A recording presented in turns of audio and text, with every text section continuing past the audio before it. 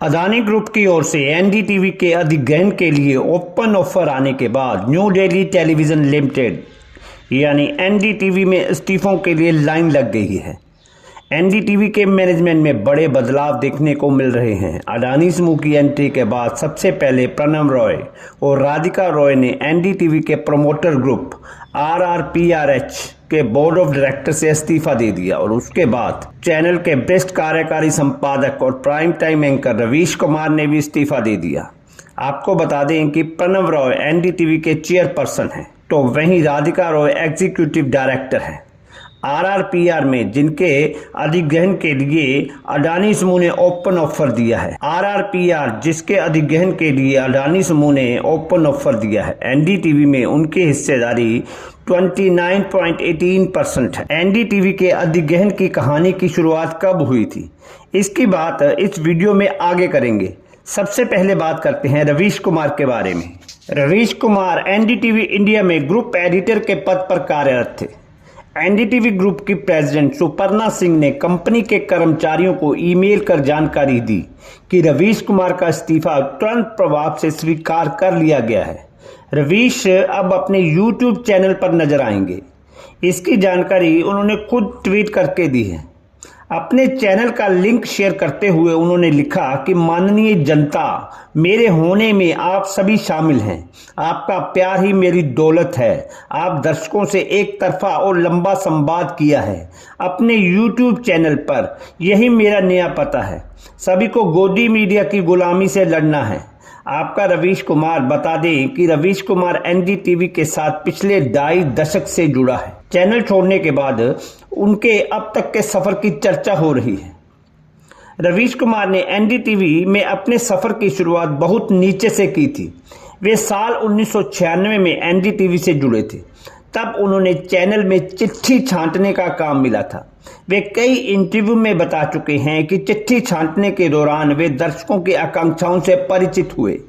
Outlook को दिए एक इंटरव्यू में रवीश बताते हैं कि मुझे कॉलेज की पढ़ाई के दौरान पता चला था कि एनडीटीवी में एक डेली जॉब है। मेरा काम डीडी पर गुड मॉर्निंग इंडिया शो के लिए आने वाले पत्रों को अलग करना था। मैं इसी के जरिए न्यूज़ रूम में दाखिल हुआ, वरना मुझे ना तो अखबार में कोई नौकरी मिल रही थी और ना ही टेलीविज़न में। इस काम में मुझे मीडिया के बारे में बहुत कुछ समझाया। यही करते हुए मुझे पता चला कि लोग किसी शो पर कैसी प्रतिक्रिया देते हैं और वे उससे क्या उम्मीद करते हैं। 5 माह पत्र छानने का काम करने के बाद रवीश ने एमफिल में एडमिशन ले लिया, लेकिन वे पत्रों को छांटने और प्रसिद्ध प्रोफेसरों से पढ़ने के लालच के बीच संघर्ष करने लगे। आखिरकार उन्होंने एमफिल छोड़ दिया। रवीश बताते हैं कि शिवानी शर्मा ने मुझे एनडीटीवी में अनुवादक की नौकरी दिलवा दी। फिर एनडीटीवी इंडिया लॉन्च हुआ और मैंने कुछ समय डेस्क पर काम किया। मैं विचारों से भरा हुआ था। आसपास के लोगों के साथ उनका आदान प्रदान करता रहता था, ईमेल भेजता रहता था। खबरों को एक ही नजरिए से देखे जाने पर चिढ़ जाता था। रवीश को जब रिपोर्टिंग का मौका मिला तो उन्होंने गरीब, मजदूर, हाशिए के लोगों के मुद्दों को उठाना शुरू किया। उनकी पत्रकारिता को सब ऑल्टर्न पत्रकारिता का उदाहरण बताया जाने लगा। उन्होंने पत्रकारों की भीड़ में अपनी अलग पहचान रवीश की रिपोर्ट से बनाई। दूसरे शब्दों में रवीश की रिपोर्ट को उनके यश का आधार कह सकते हैं। देखते ही देखते वे एनडीटीवी इंडिया का प्रमुख चेहरा बन गए। वे चैनल के सबसे प्रमुख कार्यक्रमों को होस्ट करने लगे। उन्होंने एनडीटीवी इंडिया के प्राइम टाइम कार्यक्रम प्राइम टाइम विद रवीश से फुल टाइम एंकरिंग की शुरुआत की। इसमें उन्होंने जन सरोकार के मुद्दों पर जोर दिया। नौकरी, बैंक और विश्वविद्यालयों की हालात चलाई गई। उनकी सीरीज को दर्शकों ने जमकर सराहा था। रवीश ने हम लोग और देश की बात जैसे कार्यक्रमों को भी किया जो खूब चर्चित हुए। रवीश अपने सत्ता विरोधी स्टैंड के लिए कभी प्रशंसा तो कभी आलोचना के पात्र बने। सांप्रदायिकता के सवाल को भी वे प्रमुखता से रेखांकित करते रहे। साल 2019 में रवीश कुमार को प्रतिष्ठित रेमन मैगसेसे सम्मान से नवाजा गया।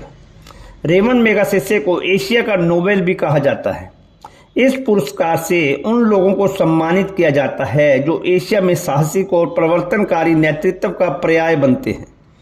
अवार्ड देने वाले संस्थान ने रवीश को वॉइस टू द वॉइसलेस कहा था। रेमन मैगसेसे के अलावा रवीश को 2010 में गणेश शंकर विद्यार्थी पुरस्कार भी मिल चुका है। 2013 और 2017 में रवीश को उनकी पत्रकारिता के लिए प्रतिष्ठित रामनाथ गोयका अवार्ड भी मिल चुका है। साल 2016 में उन्हें सर्वश्रेष्ठ पत्रकार का रेड इंक अवार्ड मिला था। 2017 में रवीश कुमार को पहला कुलदीप नैयर पत्रकारिता अवार्ड से सम्मानित किया गया था। रवीश कुमार इश्क में शहर होना, देखते रहिए, फ्री वॉइस जैसी चर्चित किताबें लिख चुके हैं। उनकी पत्रकारिता पर व्हाइल वी वॉच नाम से एक डॉक्यूमेंट्री भी बन चुकी है।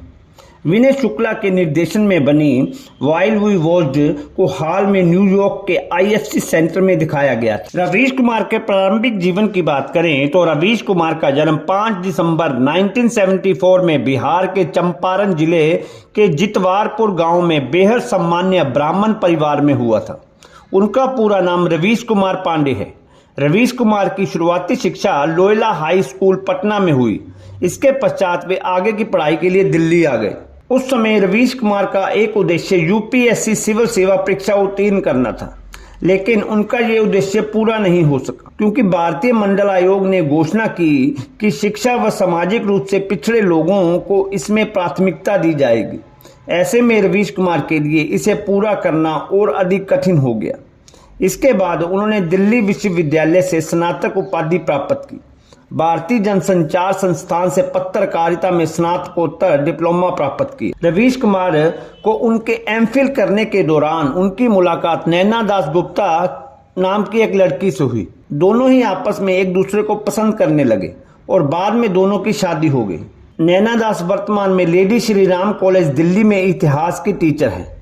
एक इंटरव्यू के दौरान रवीश कुमार ने कहा था कि हर व्यक्ति के जीवन में उसकी सफलता के लिए किसी न किसी का हाथ होता है। इसी तरह उनके जीवन में उनकी पत्नी नैना दास उनकी प्रेरणा है। रवीश कुमार और नैना दास की 2 बेटियां हैं। इसके अलावा रवीश कुमार के भाई का नाम ब्रिजेश कुमार पांडे है, जो कि एक राजनीतिज्ञ हैं और कांग्रेस पार्टी के सदस्य हैं। आइए अब बात करते हैं NDTV के अधिग्रहण की कहानी के बारे में।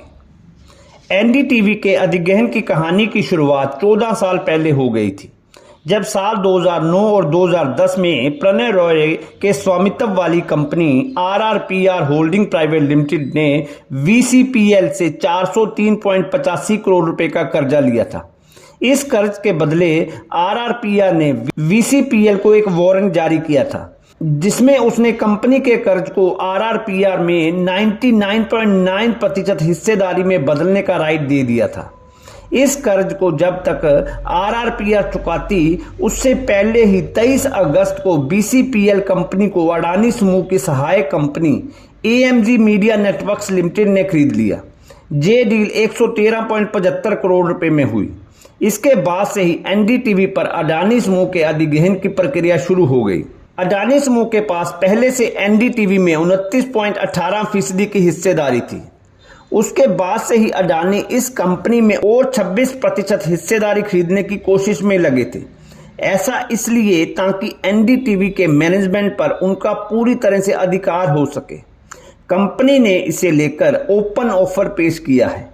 ये ऑफर 5 दिसंबर तक खुला है। अगर रॉय दंपति को काउंटर ऑफर करना है तो उसके लिए उन्हें बड़ी रकम की जरूरत होगी, जो इस समय उनके लिए अरेंज करना आसान नहीं है। ऐसे में प्रणय रॉय और राधिका रॉय के इस्तीफे के बाद अडानी समूह के अधिग्रहण का रास्ता साफ हो गया है। अडानी समूह के ओपन ऑफर के बाद अगर काउंटर ऑफर नहीं आता है तो उनकी हिस्सेदारी बढ़कर कुल 55.18% हो जाएगी। वहीं रॉय फैमिली की कुल हिस्सेदारी 32.36% है। प्रणव रॉय की हिस्सेदारी 15.94%, तो राधिका रॉय की हिस्सेदारी 16.32% है। आइए बात करते हैं कैसे हुई NDTV की शुरुआत। प्रणय रॉय और राधिका रॉय दोनों स्कूल के वक्त के दोस्त रहे हैं। दोनों की पहली मुलाकात साल 1960 में देहरादून में हुई। प्रणय दून स्कूल में पढ़ते थे, जबकि राधिका रॉय वेलहम गर्ल्स स्कूल में पढ़ती थी। दोनों की दोस्ती वहीं शुरू हुई। पढ़ाई खत्म करने के बाद प्रणय स्कॉलरशिप पर हैलीवरी और इम्प्रियस सर्विस कॉलेज चले गए और वहीं राधिका भी लंदन चली गई। साल 1972 में प्रणय और राधिका ने शादी कर ली और दिल्ली में सेटल हो गए। राधिका ने पत्रकारिता को चुना और इंडियन एक्सप्रेस और इंडियन टुडे में नौकरी की। वहीं प्रणय ने दिल्ली स्कूल ऑफ इकोनॉमिक्स में पढ़ाने का काम शुरू कर दिया। साल 1988 में दोनों ने मिलकर एनडीटीवी की नींव रखी। शुरुआत में एनडीटीवी स्टार न्यूज़ और बीबीसी के कंटेंट बनाने का काम करता था। बाद में एनडीटीवी ने अपना काम शुरू किया। आपको एनडीटीवी और रवीश कुमार के ऊपर मेरा ये वीडियो कैसा लगा प्लीज़ कमेंट में बताएं और वीडियो को लाइक करें, शेयर करें, चैनल को सब्सक्राइब करें और बेल आइकन दबाएं ताकि मेरा हर वीडियो आपको डायरेक्ट मिले। जय हिंद।